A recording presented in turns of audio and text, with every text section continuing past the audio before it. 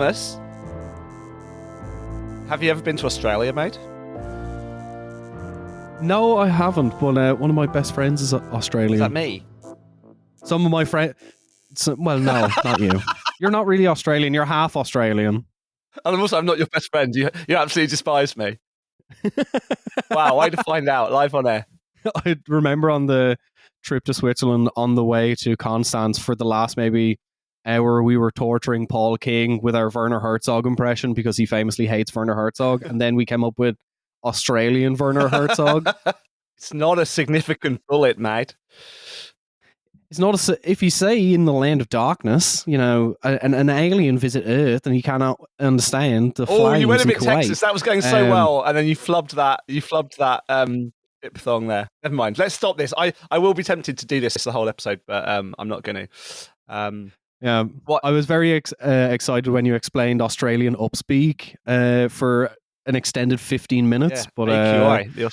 For a prime example of Australian upspeak on this episode of Beneath the Skin, the show about the history of everything told through the history of tattooing, I'm one of your co-hosts, Thomas Manny, and I'm joined by, as ever, by my esteemed co-host, Dr. Matt Lauder. See, I didn't forget it this time, dickhead. I saw you looking at me like I was going to forget. Fuck you. It's like my activation phrase, I told you.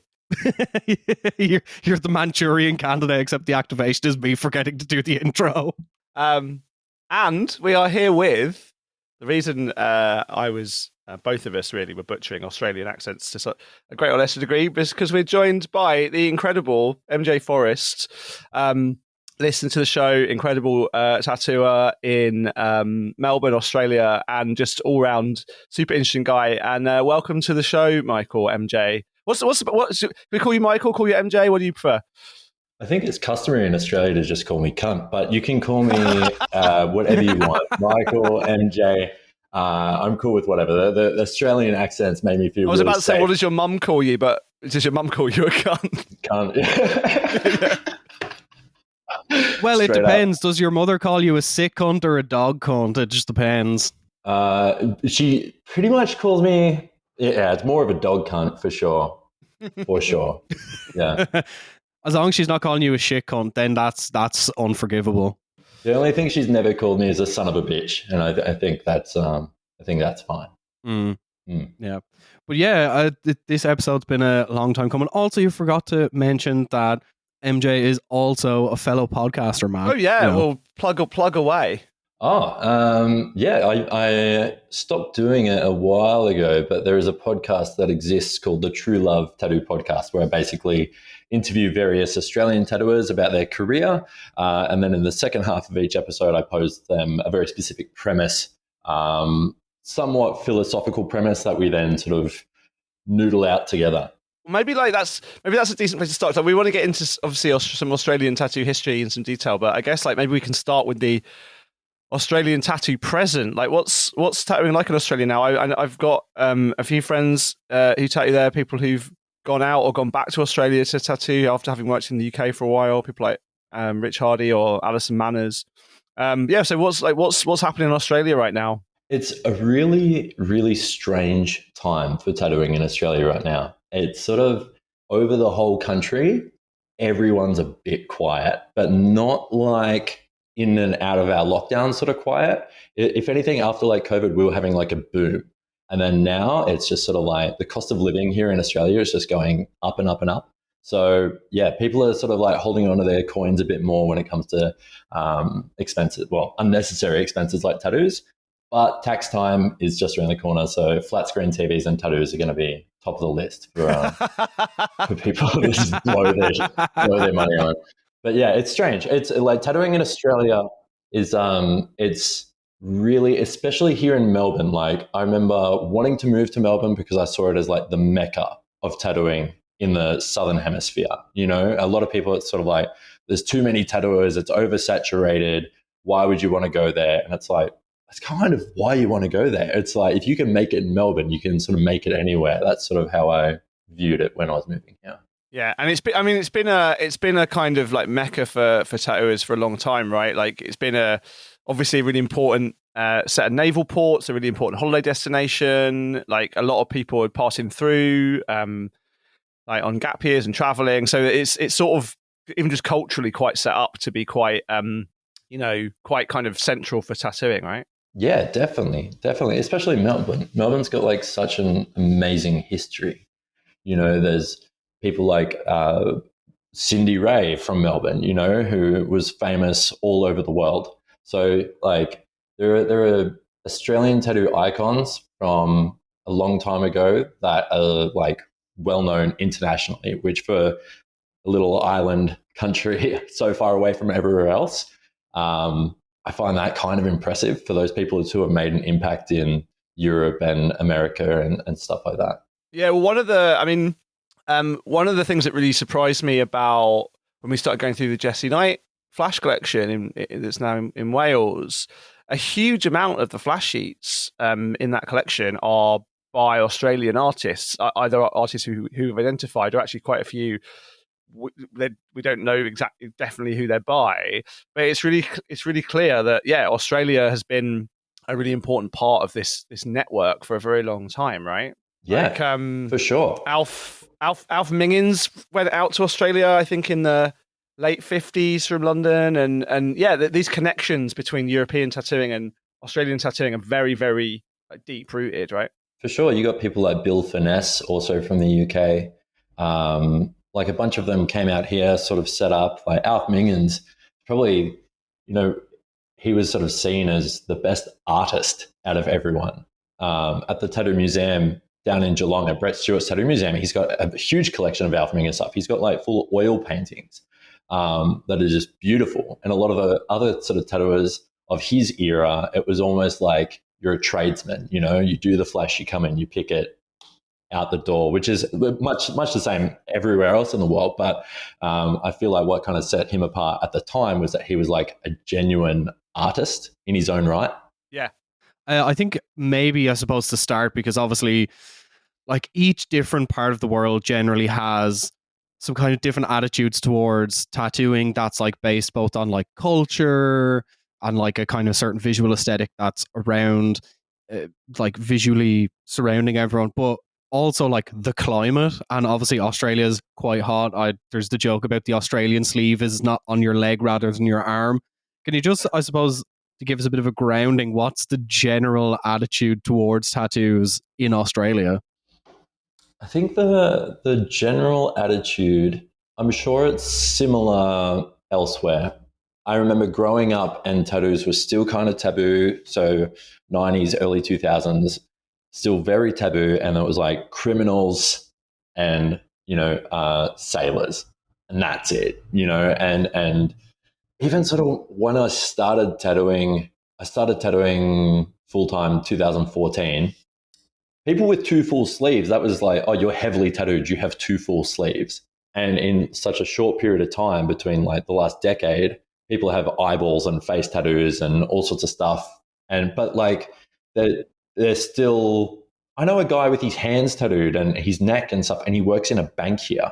So I feel like Australia has been quite progressive in the last 10 years, but it was a bit of an uphill battle to get to that point. And it's kind of ironic as well, considering the general kind of pushback against that as well, because obviously I've heard quite a lot about how bars and clubs and stuff in Australia are like super strict around visible tattoos. Like if you have tattoos on your neck, you're pretty much just not getting in.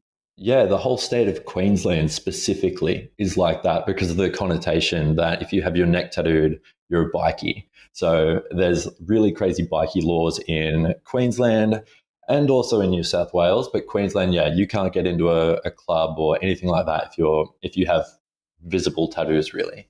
Yeah, Queensland probably at least a decade ago tried to bring in a law where every tattooer had to record every single tattoo they ever did, to try and sort of stop biker gangs doing money laundering through tattoo shops, and B, to try and aid in like criminal identification, right? Like that was sort of, even that was it was a push too far. It didn't come in, but that came very close to becoming law in Queensland, didn't it? That law where every tattoo you did, you had to take a photo of it, take the customer's name and address, like talk about how long it took you to do, like to try and create a paper trail to stop some of this cultural contacts between tattooing and the underworld, right? it's very ironic considering paperwork is something that tattoo artists love doing. Very famous for loving doing paperwork, keeping logs of stuff, accounts. What they ended up doing was implementing tattoo licensing laws in Queensland and in New South Wales. And that came in right at the time I started tattooing. So basically, you had to pay $800 for a 3-year license. You had to go and give your fingerprints, get a police check. If you had any form of a criminal record, you weren't eligible for a tattoo license. So there were like old guys that have been tattooing for 20, 30 years, maybe punched a guy in a pub a while ago, got an assault charge, and now he doesn't have a livelihood, And so when that sort of happened, a lot of people ended up moving to Victoria or other states where there are no tattoo licensing laws. And the really frustrating thing is why you moved there? Totally. Yeah, it's so strange. What was really weird though is once the 3 years was up and you had to like reapply for a tattoo license, they made us go and do our fingerprints again, as if our fingerprints fucking changed. No. And you're going into the police station. The fingerprint machine is right where the holding cells are. There's people in there covered in blood and shit, and you're just like, sorry guys, just got to give my fingerprints and then fuck off home straight after. Like it's a weird system, but basically they did it to try to eliminate all the bikey sort of stuff, but they just find loopholes. They find ways around it. So yeah. I think that was sort of what they ended up doing instead of the record keeping. Famously, people that break the law in loads of other ways won't break the law about record keeping. This is what we know. Yeah. Also, totally. As well, like your fingerprints are like very kind of ephemeral because I have like barely any fucking fingerprint left on one of my hands from working with like in kitchens and with hot stuff for years. Working down the podcast mines. Working out like I'm just moving that mouse. It's just incredibly knurled. I've covered my mouse in sandpaper. But, just get an incredibly knurled grip for your tattoo machine. It's like, well, I don't have any tattoos or I don't have any fingerprints, so what can I say? I think in general that this is a good example of how the histories are connected, but kind of but different from place to place. Because I talk primarily, of course, about Britain and America, which have intersected but different histories. But when you get to places like Australia, where the climate's different, so people are wearing different kind of clothing, the class structure is oriented slightly differently. And the kind of sociological relationship to tattooing is different. You end up with this, these sort of ripple effects down the line. I mean, one of the great sources for tattooed records amongst prisoners is actually the transportation records of people getting sent to the Australian colonies, getting sent to Tasmania, and getting sent to various ports in Australia. And so, of course, like the spectre of the criminal man, if you like, in Australia is obviously looms a lot more culturally large, and those things become slightly self-fulfilling in some ways, right? Yeah, when all of my people got sent over there for stealing that loaf of bread. But like you're totally right, Matt. I think maybe the connotation that tattoos are for criminals might come from that, because as old as Australia is with its indigenous culture, it's kind of weird that there was no sort of indigenous tattooing like a lot of other countries. Like the indigenous people here had scarification sort of ceremonies and stuff like that, but no actual tattooing, which is kind of bizarre when you look at nearly every other culture. There seems to be a form of tattooing, and Australia doesn't have it. So Australia's sort of introduction to tattoos was the colonization and all the sort of convicts coming over with pre-existing tattoos. Yeah, and that's that whole story is the indigenous Australians is basically one of the only cultures that don't have any documented tattoo. I mean, there's plenty of other body modification practices, as you say, but no tattooing. So maybe we should just talk about some of the kind of legends of Australian tattooing. I mean, so we talked a bit about Alf Mingins. I think there are a few names that come up. The sort of the central Australians who are part of the sort of global networks that we've been talking about recently are not that many, but there's a handful of them. So there's obviously Alf Mingins. John Entwistle seems to be very important. Johnny Dollar. What do you know and what can you tell us about him? Huge. MJ. Yeah. I can tell. I have his signature on my wrist. No way! No MJE. way! Yeah, I've got some little roses that he's done in there as well. Johnny Dollar, No way! John Entwistle may be my hero, I think, and he's still Wow. tattooing. And whenever we Yeah. have people come visit us, come guest with us, I say you need to go down Punt Road, Richmond, and get a Johnny Dollar tattoo. You have to. I don't know how much longer he's going to be doing it. He hasn't been well the last few years. He's been having a bit of a rough trot, but if you can, go get it, and you will have a piece of history on you. And it's so great. I've been a bunch of times. I've been tattooed there twice. I've taken friends to get tattooed, and if you go and you bring a girl with you, he won't swear. He's the absolute gentleman. He wears his little black button up and he slacks, and he'll make you a cup of tea. But then if you're there with the boys, the dirty jokes come out, and it's the best. It's like it is the coolest experience ever, and he's surrounded by all his flash that you see in that amazing book that Jane Laver and Danny Young made years ago. Done with electricity book. It's on the walls. Yeah, it's around you. You're surrounded by it. It's the coolest experience, and I think what I like about Johnny is even in his sort of like heyday, he was amongst all the other tattooers in Melbourne at the time, or in Australia at the time, he was the most tattooed. He was really? absolutely covered.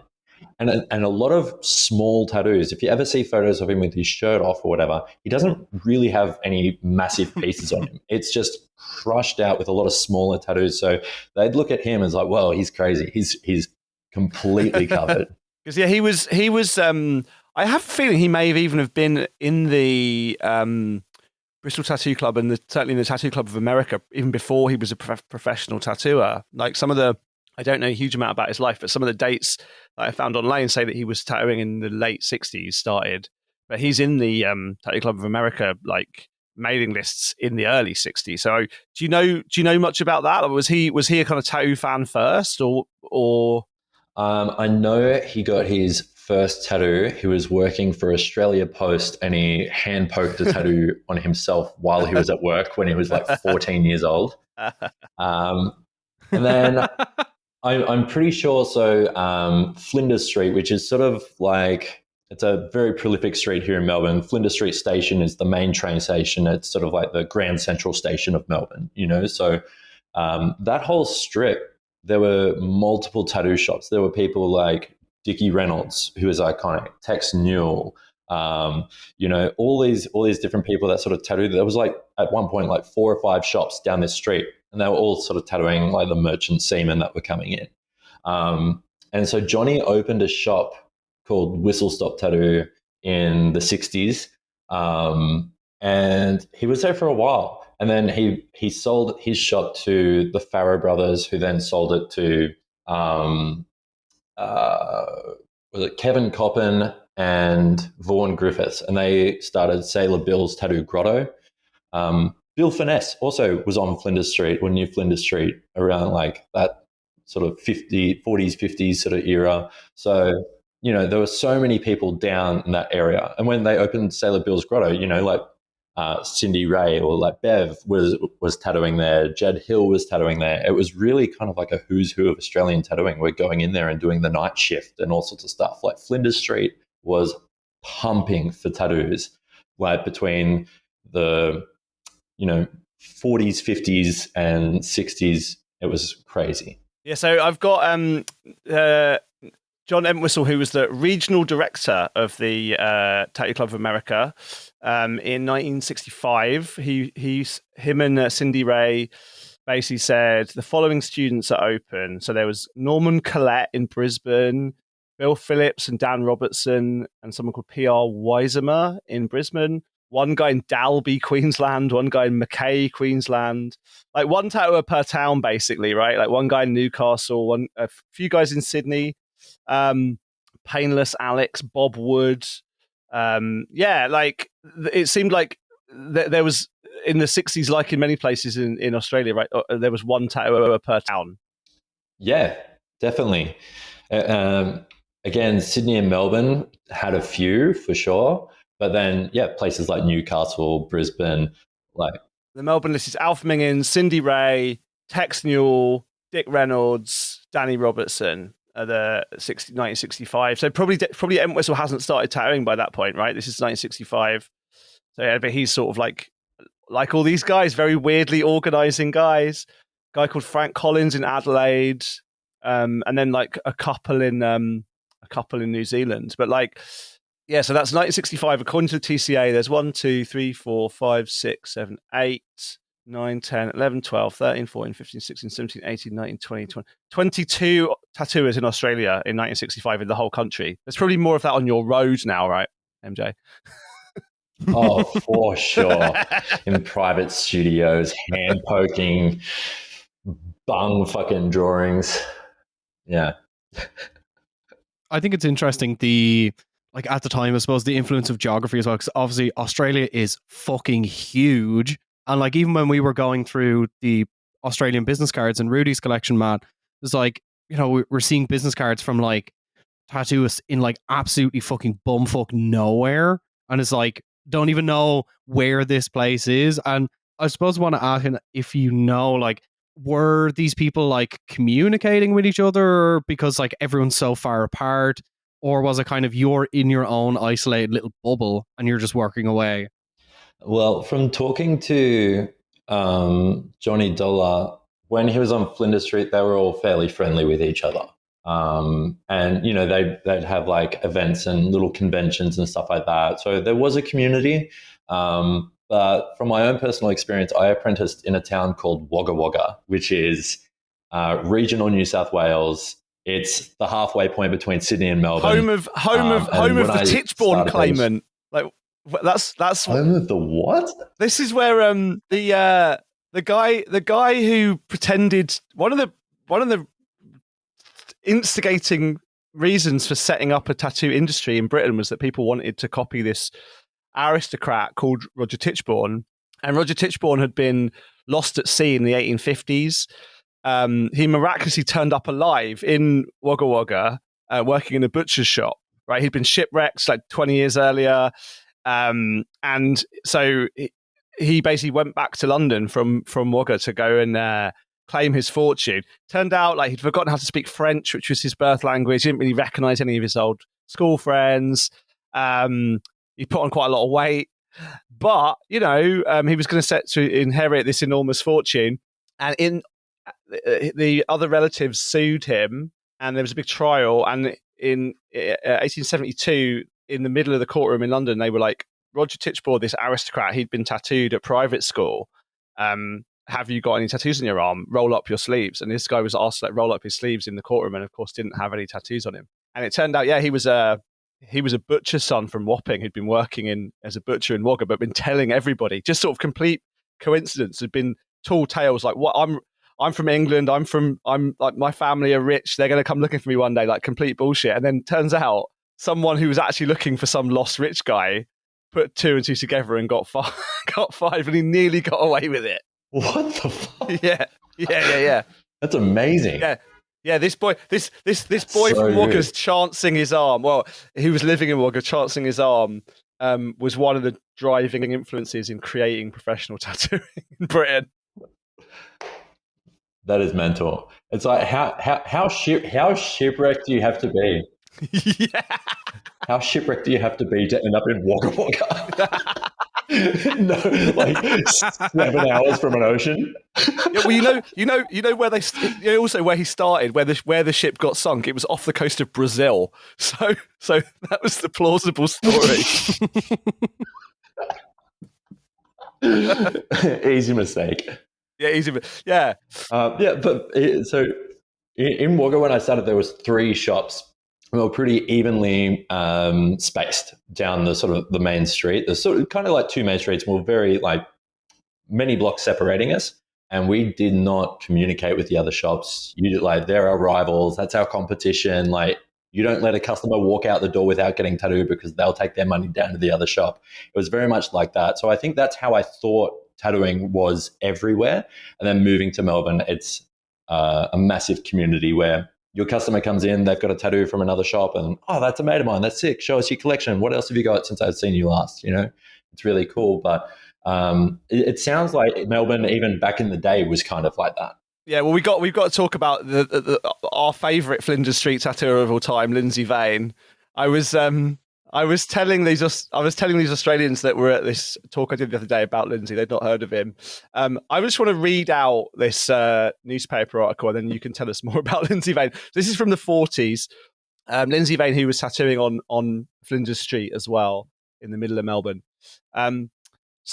Again, I could do this in an Australian accent. I'm not going to. After a drink from a bottle of brandy bought for £1 and a beer chaser at 3 shillings a bottle, a constable searched the premises of a tattoo artist in Flinders Street, Melbourne, and to his amazement, found a box containing 12 live tiger snakes. As a sequel, Lindsay Vane, tattoo artist, was fined £35 at Melbourne City Court on Wednesday for having illegally sold liquor. Constable Gustav Haag told the court that on the night of February 2nd, he went to Vane's shop, where Vane was tattooing a ship on the arm of a youth. Vane said there was no scotch about, but he sold Haag a bottle of brandy. When police arrived, Haag searched the premises and found 16 bottles of beer in a back room, as well as the box containing the snakes, and 7 bottles of wine. Vane said he was going to take the liquor with him on a snake-catching expedition for the University of Melbourne. As a sideline, he caught snakes. Right, and then there's another article about Lindsay. 56-year-old man found in a city hotel waving a 3-foot tiger snake was discovered to be suffering from 2 kinds of bite, one from the tiger snake, the other from a bottle. He was alleged to have stolen the snake from a city tattoo studio. So this guy went out Lindsay's back room, stole a bottle of scotch and a snake, and got bitten by it. Yeah, I don't know about you guys. Do you guys have any personal heroes that are absolute pieces of shit? Oh, plenty. Because my two heroes are Evil Knievel and Rocky Vane. Do you want to know? Sorry, a slight aside, but do you know why Evil Knievel's called Evil Knievel? Because he was in a cellmate with Awful Knorful. Yeah, it's true. Awful Knorful and Evil Knievel. Yeah. But he was locked up, and the guy in the next cell was called like Steve Knorful, and they called him Awful Knorful. He's like, I suppose if you're Awful Knorful, I'm going to be Evil Knievel. How good's that? Anyway. Matt, who's your hero who's an absolute piece of shit? Sailor Jerry probably would be up there. Phil Sparrow.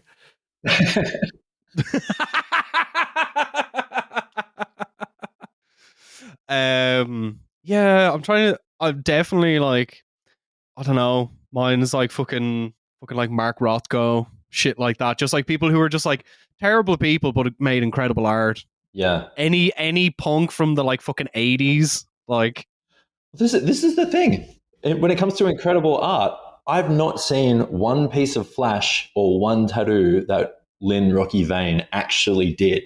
No, I was going to say, I was trying to, in preparation for today, I was trying to find some photos of any of his customers, and all we can find is like just his crazy snake life. The other article that you sent me, Rocky Vane's snakes burned. 100 snakes caught for Melbourne Zoo were incinerated on the truck which brought them into the city.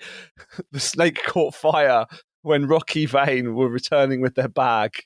And his wife Leona. It's just an incredible Australian energy of like getting done for illegally selling beer, but the 12 snakes in the back room are totally okay. Oh, the snakes? Yeah, don't worry about the snakes. So what? Yeah. He was absolute psychopath. So basically, he was born in Nowra in New South Wales, and he just sort of moved everywhere. He was meant to be shipped out for World War I, and the day before he was meant to leave, he just ran off with his girlfriend. So one dick move. That's one dick move by Rocky Vane. I don't know if we can have a dick move counter, but it's going to go through the roof. But he was. A lot of ding in post production. Right. He was in and out of jail, just always stealing shit, and basically. He went out to this island called Gardner Island off the coast of Western Australia. So, and he was just catching tiger snakes and some other kind of snake. I'm not too sure. And he had a traveling show. He was like a carny, a performer, where he'd basically get bitten by the snakes and then perform first aid on himself and miraculously live. And people sort of were like, no, you're just using devenomized snakes. So he started getting small animals and killing the small animals in front of these people to be like, see, it's legit. And then he'd get bitten. And it was so bad that in the 20s, I think it was like 19 fuck, I can't remember. At some point in the 20s, a court intervened and we're like, dude, this is animal cruelty. And I'm just thinking like what the threshold for animal cruelty in the 20s would have been. In Australia towards snakes. Yeah. This is the real, like, tattooing's gone soft. Is tattooists don't even want to handle live venomous snakes anymore. Well, Sutherland MacDonald lied in a newspaper article. Well, I say lied. I presume it wasn't true. He said that he had snakes because he used them to, like, when he tattooed snakes on people around their necks and stuff. He apparently told journalists that he had live snakes that he used to pose to get the composition right, which is definitely a lie, right? But it sounds 100%. He's got a box of eagles out the back. Edwardian London is not very well known for being, acclimatizing to fucking live snakes. He was in the Turkish baths, though, so it was probably quite steamy and quite warm at some parts of that building. I don't think it's true, but and whatever they were, they definitely weren't venomous snakes. So, like, Lindsay Vane adding an extra level of danger. Oh, I think it's just interesting that it's like, at this point, like, you had someone like Jesse Knight who was also like a sideshow performer, and you have like Rocky who was like also one of these like insane people. It's kind of at this time there was the two veins. You had like the people in the white coats calling themselves professors, and then there's just the guy with the wild snakes who's like, letting them bite himself. It's like, oh yeah, I'll give you a tattoo as well. It's so fascinating. Yeah, that's the thing, isn't it? Because actually, the white coat guys, right? The Terry Wrigleys and the Lyle Tuttles of the world, the George Burchetts of the world, they actually were quite annoyed about these lunatics because they were making it more difficult for them to do their jobs. Like this is one of the reasons why was and has been so much rivalry in tattooing, right? Because the lunatics thought that the straight guys and gals were quite square and boring, and the straight guys and girls were like, if you keep acting the way you're going, tattooing's going to get. If you keep tattooing children, for example, like tattooing's going to get banned, and we're all fucked. So yeah, that eternal. Oh yeah. Speaking of children, when he was going to court, he took his 8-year-old daughter in and made her roll up her sleeves to show all the snake bites and be like, "See, I'm a professional. I know what I'm doing. She's fine." Like, I feel like tattooing your kids is nothing. It's like, hey, come here for a sec. Let the snake bite you. He had his wife involved in the show, and her stage name was Cleopatra, and she died getting bitten by a tiger snake, just like Cleopatra fucking died getting bitten by a snake. No way. And then he went back to work. He went back to performing 2 days later, and he got another assistant, some 48-year-old dude, and then that guy died. And then at that point, the court was just like, mate, you've got to fuck these snakes off. You can't have these snakes. What are you doing? And he's like, all right, I'll get rid of them. And he put them on this island off of Western Australia called Karnak Island, which pre-Rocky had no snakes. He put them on this island so he could nip out to this island to grab them when he wants them to go do fucking snake shit. So now this island is famously just rat fucked with tiger snakes. When he wanted to go do snake stuff is just incredible. What the fuck? Yeah. And like he teamed up with this guy, this English guy, I think, called Joseph Mahoney. And Joseph Mahoney was like intrigued. It's like, what are you doing? And like to recover from these snake bites. And he's like, the indigenous people here use like goanna fat, and they rub goanna fat in like all these botanicals, and it basically just cures the snake bite. So what they did, he's like, there's money in this. And they started making goanna salve, and they literally became traveling like snake oil salesmen, but it was like goanna oil salesmen. Literally just mincing. They go around like with this show. Tom, do you know what a goanna is? It's like a fucking enormous lizard. Like a massive, like several foot long. It's like Australia's answer to a Komodo dragon. Yeah.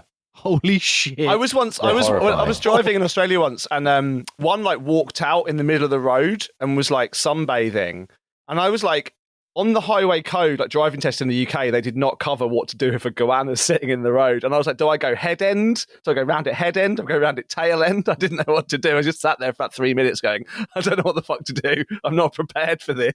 But like, I saw a TikTok the other day of You're like so young. this dude is like, oh, my dad has always had like, yeah, fuck off. Has like always had the weirdest pets, and his dad has a fucking monitor lizard, which is just like a smaller Komodo dragon that's just jet black, and he's like picking it up like a dog. And I'm like, what the fuck are you doing? So, Nope. do we know anything about him as a tattooer? Other than this. I mean, I love that. As you said, like you Google search him, and like the second hit is the Wikipedia page for this island. Going like, Yeah, it's too many. literally. So basically, once he was like court ordered to fuck his snakes off, I think he just decided I need another vocation. So he started painting and he started tattooing about 1930, and then he moved to Melbourne in 1941. So he was tattooing for like 10 or 11 years before moving to Melbourne. And then he set up his shop on Flinders Street, the same street that Johnny Dollar and Tex and all those guys were on. But this is pre-Johnny.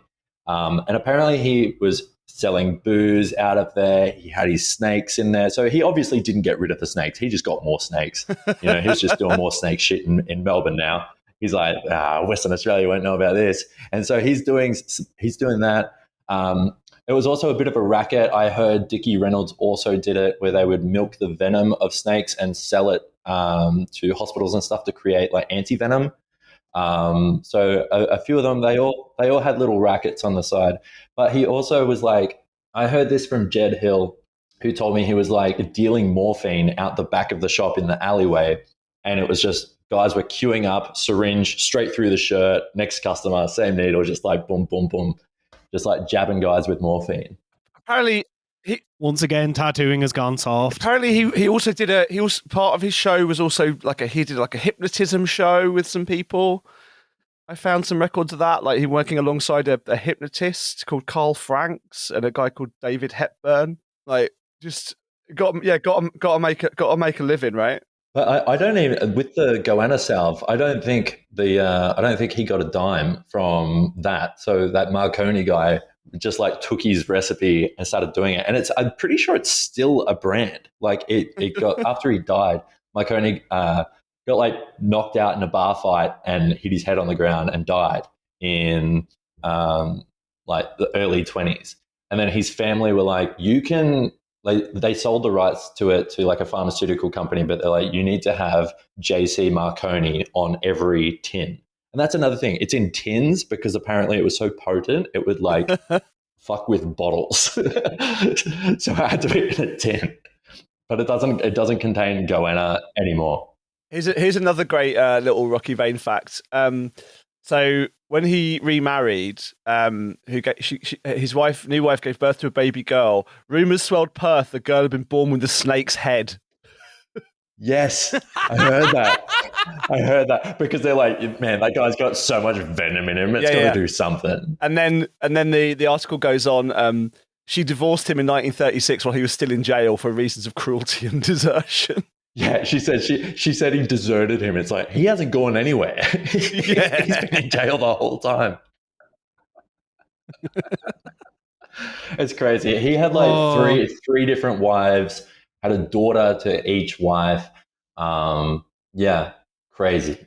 Is there any other like Australian tattooists who are equally as insane as Rocky? I was going to say, I don't know if anyone is equally as insane, but I was talking to Jed Hill, and I was making a video, and I just needed someone to fact check sort of the order in which things happen on Flinders Street, and Jed worked on Flinders Street. So I struck up like a bit of a conversation with him. And the next day he FaceTimes me over Instagram at like 8 a.m. I wake up to Jed Hill FaceTiming me, and he's just remembered more stories. And so he was telling me that Johnny Dollar co-owned a shop out in kind of a suburb here that's a bit of an industrial sort of area. And Jed was working there for a little bit with another guy called Gumboot. And Gumboot just wore gumboots or wellies every day to work. So there was an acupuncturist upstairs. And one day they were like, Gumboot wanted his back tattooed by Jed. And he's like, you reckon we can get the acupuncturist down? We can figure out some shit and we can do this painless. We can do painless tattooing. So they got the guy down. They put needles in his hands and in his feet and ran like an electrical current through it as Jed started tattooing his back. And I was like, did it work? And he goes, oh, fuck no, I just electrocuted him. and then he's like, it was like a horse. And he goes, we did one leg of the horse and had to stop. And I'm like, I like. Actually, just made him.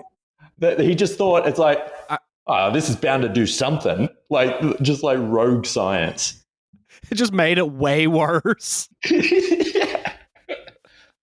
I was going to say the other like very interesting and kind of chaotic story of Australian tattooing that we should probably talk about is Cindy Ray and Danny Robertson, right? Like that. The story of how Cindy Ray became Cindy Ray, and how, again, you heard when I was quoting from the TCA newsletter, like Cindy Ray is the other kind of key contact, but she became a tattooer and a tattooed model, sort of not quite by accident, but she was sort of a puppet for a while. Basically, she was sort of the face of something that she wasn't initially involved in, right, MJ? Yeah, so she was a single mum, saw an ad in the paper looking for a model for this photographer. I think his name was Harry Bartram from memory. And he was basically like, hey, I want to photograph a heavily tattooed lady. You don't have any tattoos. I will pay for all your tattoos on the condition I get to pick what they are. So she was like, sweet, sounds good to me. So she was going and she was getting tattooed by Danny Robinson. Danny Robinson, I don't know where he was working at that point. He also worked on Flinders Street at one stage. So she was getting tattooed and he was taking these photos. They created this persona, this stage name of Cindy Ray, the classy lassie with the tattooed chassis. And they were selling calendars. They were selling tattoo supply equipment, all these things. And it was huge. And it was huge overseas. And she wasn't making any money from it. She would be going as sort of like a carnival attraction. She would be sitting at carnivals as like the tattooed lady, you know, the freak show kind of thing. And eventually she started dating Danny Robinson, and he broke his hand and he was just like, can you just, fuck it, I got tattoos to do, jump in. So she started tattooing. She was just thrown in the deep end and started tattooing all these guys coming in. That might have been out in Williamstown, I think, which is sort of like a naval sort of area. So all these sailors coming in, and she just had to tattoo. They got married. They had a son who went on to become a tattooer as well. And yeah, she's iconic. She's still alive as well, isn't she? And she was the first like kind of modern tattoo pin-up, right? Because of course there were other tattooed models and attractions in the past, but she was the first person to be really like actively marketed, as you said, as the tattooed model. And like during, Australia were involved in the Vietnam War, so she was in magazines as a sort of centerfold in all kinds of in other ways around the time of Australia's involvement in Vietnam. And yeah, was again like you see. I mean, there was letters from her to Rudy Inhelder in the Rudy Inhelder collection. She was again one of these people that was one of the key connection points. Her and John Entwistle were like the connection points between the Australian tattoo scene into the 60s and 70s to Europe and America. Like she's this really important linchpin, and like her and Danny broke up, right? And then she sort of struck out on her own and was like, yeah, fuck it, I'm a tattooer now. I'm going to run my own shit, and I'm going to take ownership of this thing that I was previously just the kind of face for, right? Yeah, she had like almost like two careers. She had the career as Cindy Ray, and she's still kind of like tattooed under the name Cindy Ray. The whole sort of like monetizing the tattoo model sort of thing. They built this whole brand around it. The tattoo supplies, the catalogs, like the calendars, like all these things. So I think she definitely leaned into that when she was tattooing, but she was doing the night shift at Sailor Bill's Grotto on Flinders Street. She worked Williamstown. Like she's worked in like a bunch of sort of different places. But yeah, it's interesting that she just got thrown in at the deep end, started tattooing, and she retired from tattooing. I remember going to a convention and she was doing her signature on people at the convention, but she doesn't do that anymore. She's become like a bit of a recluse. I tried really hard to get her to come on my podcast. And I was talking to Patsy Farrow, who's one of her best friends in the whole wide world, and she was really trying to help me out. And ultimately, Bev is just kind of done with tattooing. And I think not just done with tattooing, but done doing favors for people. Her whole career was being used. What can people get from her? What can people get from her? And I think she's just at a point where she's got no more to give. You know? Yeah, that makes that totally understandable. I know she was a friend of Lau Hardy's, and he talks about her very fondly. Like they still, I think, correspond. I think it's really interesting that to see, I'm putting over the research for the new book recently, like to see how these networks kind of just inform lifelong friendships and connections that really kind of end up informing what all of us, or the wake in which we are all living, I suppose. And then who else can we mention? Dickie Reynolds, you mentioned. He's someone who's a really interesting artist, right? He seems to be another really important figure that when people are sort of naming names of the pantheon of Australian tattoo history, Reynolds comes up a lot. What can you tell us about him? Yeah, so Dickie, he's had multiple shops. He was like, there's a couple of photos of him when he was younger, but most sort of records of him, he looks old as fuck. There are photos of him with Johnny Dollar. So Johnny was getting tattooed by Dickie, and he was an elderly man then. They ended up opening a shop together in a suburb called Richmond on Bridge Road. There's a photo of them both standing out the front. I can send it to you. They're both standing out the front. Johnny's got a briefcase and wearing a T-shirt of the Phantom, the comic book character, and Dickie's got his button-up, his like, little horn-rimmed glasses. And so they work together. I heard a story that Dickie used to be in the Navy, or said that he used to be in the Navy, and their ship got sunk and he was on a life raft with the other sailors. And they were out at sea for days, and they were getting to the point where they were contemplating cannibalism. And they're like, all right, well, Dickie, we're not going to eat you because you probably taste like shit with all those tattoos. So he's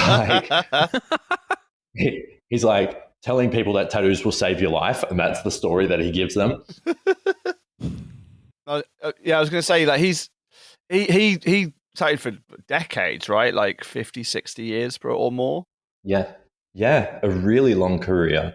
And he's created such iconic designs as well. There is a design like the Dickie Reynolds Panther, which is, look, there is something up with that panther. It's really munted, but it's really cool. It's got like a green spine, lots of like most panther tattoos, that's a lot of black. These are virtually open, like negative space. It's like someone's hit a bear with a shovel. It's like iconic. It's like you look at it and that's the Dickie Reynolds Panther. And it's like people are still getting it. Like people are getting that design because it's just iconic. Like that's the Dickie. Just like Johnny Donner's. It almost looks kind of tribal. It's kind of, yeah. And then like there's Johnny Dollar's most iconic design. It's the horse on its back legs with the snake going around it, So all those sort of guys back then, there tends to be an image, just like, Tony Polito has the Dude Ranch, like the skull with the cowboy hat, like that's the Polito design, or the Burt Grimm tiger.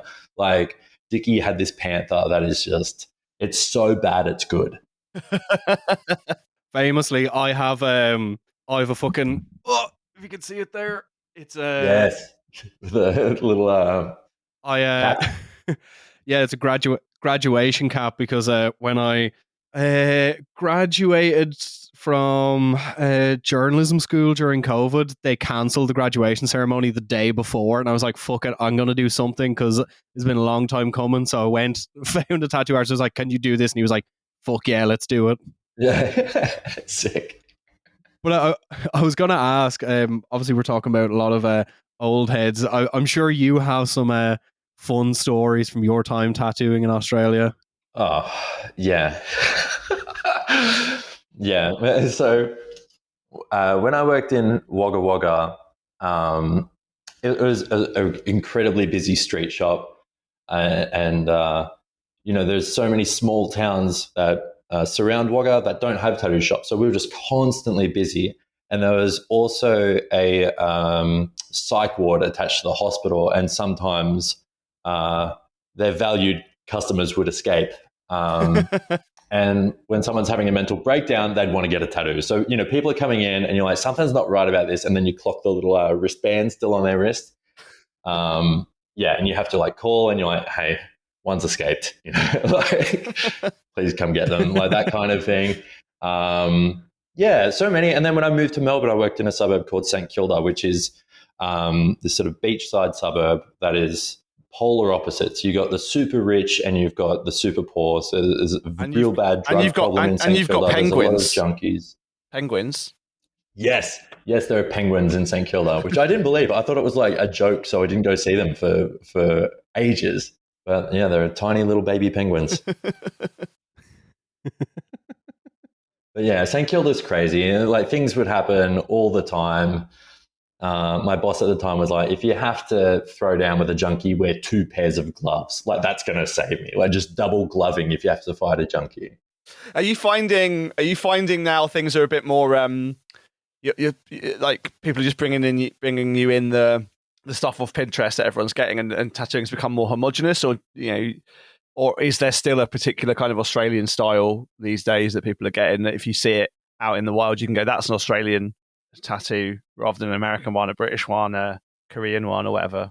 Oh, that's a good question. Like, I know you can look at stuff from Denmark and be like, that's Danish, or like Italian trad is sort of like a very specific kind of thing. I don't know. Like maybe I'm just too close to it to notice. Maybe it might be recognizable from people not from Australia, but I don't think so. I think it's so diverse. There's so many different kinds, and I work in a private studio now where I pretty much just get to do the stuff that people are coming to me for. So I'm getting to just do the bold, colorful sort of classics. But yeah, people are probably still going into street shops down the road, getting the Pinterest sort of tattoos and stuff like that, I'm sure. But as for like an Australian style, I don't know. It'd be cool if there was. Well, actually, funny. There are guys that work in Sydney at a shop called Tattoo Rosie's. Caleb Harrower, who is a huge tattoo history nut, huge Bob Wood fan. Ben Hastings, originally from the UK. These guys are perpetuating what they're calling Sydney style and Aussiental. So it's really cool. Okay. And sort of saying that, it's Aussiental. Dude, they're doing like sort of traditional images, a lot of like Bob Wood inspired stuff. Ben also does a lot of things inspired by like that old like Northern English kind of flash. But they're putting on like Japanese backgrounds to it, sort of like clouds around the designs, and then filling in like there's no negative space. They're just crushing out arms with wind bars and waves and all that sort of stuff. And they're calling it Sydney style and Aussiental, and it's really cool. So I guess the closest thing to an Australian style would be those guys that are really kind of like pushing that, which I hope that catches on. I was going to ask as well, like I suppose on a technical level, obviously the climate is very different in Australia than say it will be here in the UK. Do you find that you kind of have to adjust what you do to, counter the fact that like tattoos are so much more exposed to the sun? It's so much hotter. Obviously, if you're on the coast, people are going to the beach, they're going swimming. Do you find that you have to adapt to that a little bit?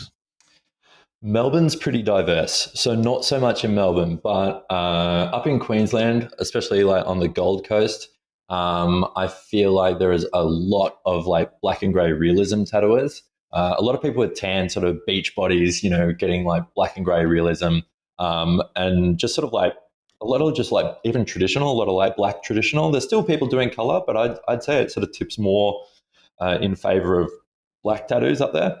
I remember going to like the Byron Bay sort of area, which is sort of like the border of New South Wales and Queensland. And I remember seeing everyone, you made a joke earlier, the Aussie sleeve where it was on their legs, but like nothing on their arms. And I was going around and everyone's in shorts. Everyone has their legs fully tattooed and like virtually nothing on their arms. And I thought it was the strangest thing ever. And I got tattooed by a guy called Tom Burry. And I asked him and he's like, oh, yeah, I didn't even really notice. you know, and I have no idea why that is, that everyone in that area at the time was just crushing out their legs. I don't know if it was a bit of a trend or they saw someone else do it and they're just sort of following suit. But yeah, in Melbourne, climate wise, it's so all over the place. It's 4 seasons in one day here. It's like super hot one day, freezing cold the next. It's unpredictable. So it's, yeah. So this is Yeah, interesting. It's funny. Before you said that, Matt, a friend of mine, he does a lot of Muay Thai, and he was in Thailand and then went to Australia for like 3 weeks just as a holiday after his training camp. And he wanted to get a tattoo, and he went into a shop, and he was wearing his shorts, and the guy didn't really know what to get. He was like flicking through the flash books and looking at the wall, and just chatting to the guy who was going to do it, and I was like, "Oh, what are you doing here?" Like, and he was like, "Oh, I was doing like a 3 month training camp in Thailand and everything." And the guy had like used to do Muay Thai, and they were just like chatting and everything. And he was like, "I have an idea if you're interested." And he was like, "Sure." He was like, "Do you have many tattoos on your legs?" And he was like, "No, not really." So like he has some stuff like on his thighs, and then just above his ankle on his left leg, he just has a big comic book bang, because he was like, that's the last thing someone's going to see before they get knocked out. That's so good. So this is on the back of Des Connolly's business card, probably from the, I'd say, mid-80s, looking at the typography. So this was his aftercare instructions. Right. Aftercare for a tattoo. Number 1, no sexual intercourse for 3 weeks. Number 2, no alcoholic beverages for 6 weeks. Number 3, pick scab 3 times daily. Number 4, exposed to sunlight, cement, and salt water. Number 5, massage engine oil and salt into tattoo. Number 6, if you believe the above, I've got an opera house to sell you in Sydney. Can you tell me the address that's on that business card? Yeah, that's the Tattoo House and Museum, 2 Saxon Street, Brunswick. Brunswick is where I am right now. Wow. They also, Des and Alf Mingens also work together on Sydney Road, which is the street that I'm on right now, Yeah, and it's now a shopping centre. 102 Sydney Road. They ran the Australian Tattoo Club out of that address. Yes. Yeah. Yeah. This is good. This is Cool. This is on the application form for the Tattoo Club of Australia form by Des. Say what you will about tattoos. In a scientific psychological examination known as the masculinity test, tattooed men rate, as a rule, far higher than untattooed men. So do women. Tattoos make you manly, says Des Connolly. But I was gonna say as well, like Australia as a country is like generally has a much more, I suppose, lighthearted approach to life. Obviously, you're very, very funny people. Most Australians that I've ever met are, sick cunts, as you would say. And it's like, do you find that approach follows through to tattoos? Like people are more willing to get like kind of lighthearted or fun stuff versus like getting very serious. Here's this long story about my tattoo. I think there's both. I've definitely done some rancid tattoos on people. I've done the Tasmanian devil wearing a Sydney Swans Aussie Rules jumper, riding an e-scooter with a vape. I've done a sausage dog bursting out of someone's skin. Like a picture of Jesus that says "nailed it" underneath. There's so many. I find there is a pretty good sense of humor when it comes to tattoos, but it typically tends to be people that are already fairly covered, and they're just like, "Fuck it, my body's ruined as is." Like, but do you remember years ago there was that guy, the clip, and the guy would go around to live news broadcasts, grab the microphone, and yell "fuck her right in the pussy," and then run away. Yeah, I've tattooed that dude on someone. What? Yeah. I mean, to be fair, me and Matt's friend Darren Quinn, famed Australian, when I went in, it was like in April to get a tattoo for my birthday, because he was designing my chest piece. No, he hasn't gotten the design fully down yet. I was like, fuck it, I'll just pick something off the wall. So I got a nice panther on the inside of my arm, and then I was like, I'll just get something on the side of my knee. I was like, fuck it, there was a Mr. Peanut on the wall. I was like, let's do that, and he was like, fuck yeah. Yes. So because I love that. other highlights from these Australian cards. This is from Sailor Bill's Tattoo Grotto. Their card. Amongst other things, it says amateur and backyarders rubbish covered up. My friend Reese Gordon has the Australian tattoo history sort of Instagram and stuff, and he has an amazing collection of everything from flash to cards to just little knickknacks and artifacts. And he has like a miniature museum inside his shop in Sydney called Little Tokyo that anyone's welcome to go see. And there's a business card, basically. I can't remember if it was for the PTAA, which was sort of like the tattoo sort of organization, Professional Tattooers Association of Australia. And it was basically a business card that they would hand someone doing home jobs after they've flogged them. It was sort of like a calling card, like you've been bashed by the PTAA. And it was like, man, that is amazing. Do you find that obviously there's so much more of an influence? Well, there's so much more of a bigger Asian community in Australia than say there would be here or in the US. Do you find that there's more of an influence from Asia on Australian tattooing than there would be elsewhere in the world? I don't think so. I think a lot of, in my experience, a lot of Asian tourists and stuff that have come over here tend to want to get something to commemorate their trip in Australia. So they're getting more an Australian design, as opposed to coming from Japan to get Japanese tattoos done by an Australian, I don't think so. I think like there would be stronger connections between the US and Japan, through like Sailor Jerry and through Ed Hardy and things like that. But not so much in Australia. There is a great, incredible, Japanese tattooers and stuff over here, but I wouldn't say that's really dictated by the Asian population here in Australia. I think it's just an appreciation of Japanese tattooing in general, right? No, I was just there's just so many good cards in here. I was going to say, it just seems like going back to what you were saying a second ago, like removing what get called misfit tattoos or things like that seems to be quite a common refrain on like so many of these business cards from all across Australia. Clearly, like fixing backyard tattooing was quite a big driver for the professional tattooing in Australia in the mid '80s, by the looks of it. One can It still is. Still is. Well, I suppose as we're kind of drawn to a close, MJ, is there anything that you wanted to say that we didn't ask you, or any, I suppose, closing comments on Australian tattooing? I just want to say that I've been listening to your podcast for a very long time. I've got the Painted People book written by Matt. I've recently subscribed to the Patreon. Actually, I have a question. This isn't, I'm not plugging anything, but I was talking to you, Tom, about this the other day, and I'd like to get Matt's thoughts on it.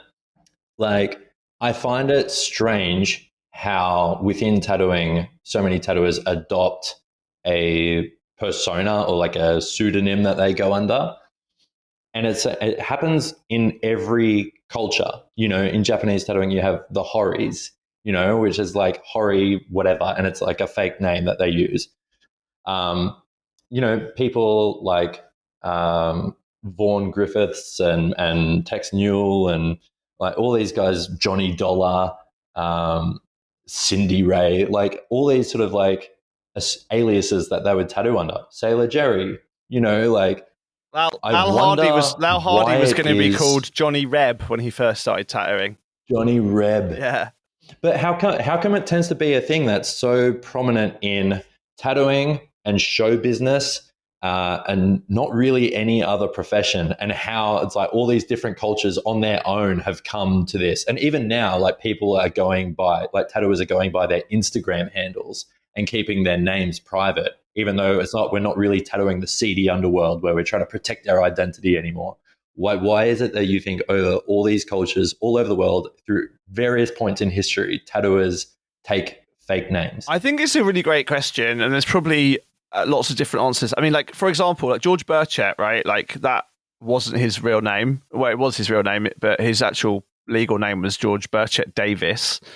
And he dropped the Davis because he said at least he wanted to avoid getting press ganged back into the Navy. Like he figured he could sort of go on the run a bit. And I think like for a lot of tattooers, it has been either socially unacceptable profession or a legally kind of grey area one, and just not having your real name out there just helped take a little bit of the heat off. And then of course like that becomes a bit of a kind of self-fulfilling thing, right? I mean, I think, for example, as I said, Lau when he started out was like, I want to be a tattooer, I need a name, right? So this kind of adoption becomes a thing that you do. I mean, it's the same with slightly another direction actually, but I was talking to someone about this the other day as well, about how a lot of, I mean, even before there was a proper professional industry of tattooing, tattooers were taking on this title of professor. And again, that was a title to give themselves a certain amount of respectability. So go back to what we were saying earlier on about these two universes within tattooing, the crazy people and the respectable people. I think like the kind of taking on of a nom de tattoo, a kind of alias, is probably also one of those things that might divide the two halves of that community a little bit, right? Like there are the people that take on the crazy names, and then there are people that want to be taken seriously. And then, of course, like talk about the Japanese names. Of course, that then becomes again, that is something that has exists because of the kind of honorific apprenticeship system in Japan. But then Westerners see that and think it's cool and interesting and want to kind of ape it. Sailor Jerry called himself, not even slightly, quite dismissively, Hori Smoku, holy smokes, in this kind of racist pretense of a Japanese accent.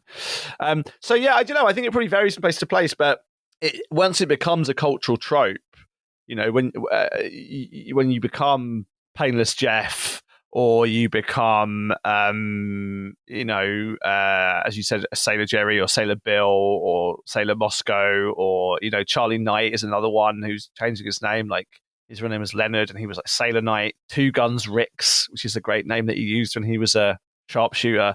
Those kind of things become a bit self-fulfilling, and you have to have a cool name that looks good on the banner, right? If you're working out of ports or in traveling shows, you need a kind of name that's going to sing a little bit from the from the banner. Well, that's what I was going to say. I think a lot of it has to do with branding. Like at the end of the day, is like now more than ever, it's kind of like having a strong kind of identity to what you do. It means you differentiate yourself from other tattooists. Like even if you look back in like the 60s and 70s, like tattooists were trying to differentiate themselves from other tattooists. I think if you look at like the Sailor thing, it's creating that kind of brand association. Was like Sailor Jerry. What if you look at Sailor Jerry? Who's Sailor Jerry going to tattoo? Probably sailors. And it's like you have people saying Professor you think adds about this sign. Alf South, right? I mean, none of those. Well, yeah, Alf South was born Alfred Schmidt, right?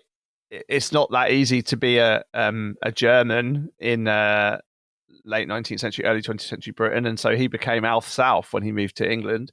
Tom Riley, his story was very, very difficult to trace because that wasn't his real name. Rich Hardy and Carmen Nissen found out that he was actually using his sister's husband's name, Riley, the surname.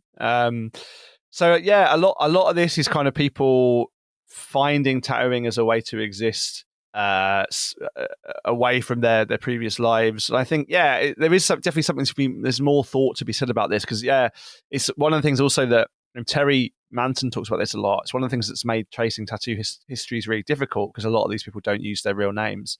Yeah. Yeah. And I would say as well, like our mate Lynn Rocky Vane was Lindsay Herbert Wagner. Yeah. And there's loads of them. I mean, it's just examples keep coming to mind, like Hori Toyo, who was called Yoshisuke Kudo. He was then Peter Kudo when he moved to America and then sort of disappeared, presumably changing his name. There's lots of that, like people, especially at the time when record keeping was a bit less centralized and people were moving in and out of lives. it's very, very common in the early days of tattooing, and I think, as you said, becomes a bit of a trope, right?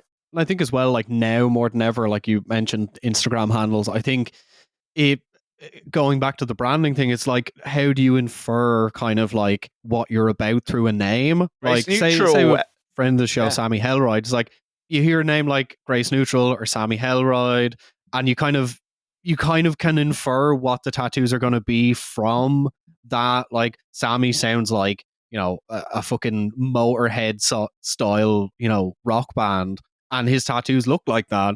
Or like Grace Neutral's tattoos kind of reflect her name. And it's, you know, the same even with the name of this show. Like, I don't know if I've ever told the story on the pod before, but like so people know how this show started. I wanted to do a tattoo history show, and I knew that I couldn't really do it on my own.